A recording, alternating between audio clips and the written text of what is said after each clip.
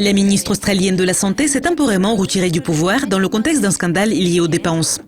Est-ce que ce scandale pourrait déclencher le premier remaniement du cabinet de M. Turnbull depuis les élections?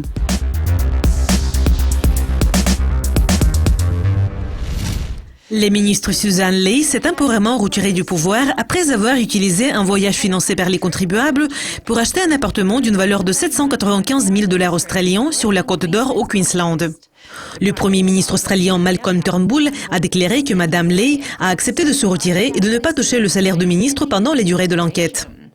Dans un communiqué, Malcolm Turnbull a déclaré « Je m'attends à ce que mes ministres répondent aux normes les plus élevées dans tous les aspects de leur conduite, et surtout s'il s'agit de l'argent des contribuables. » Mme Ley a déclaré aux journalistes qu'elle espérait ne pas quitter son poste pour toujours.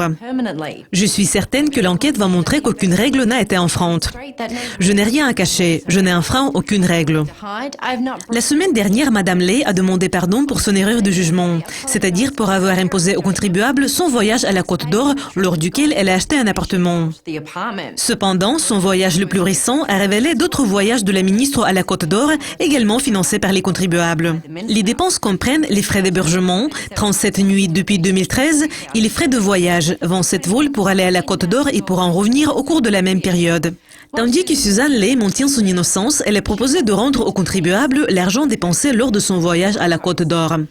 Le leader actuel du Parti travailliste, Penny Wong, a critiqué les réponses de M. Turnbull, ayant déclaré que la ministre de la Santé avait déjà concédé que les demandes de remboursement des frais de voyage pour acheter un appartement n'avaient pas respecté les normes ministérielles.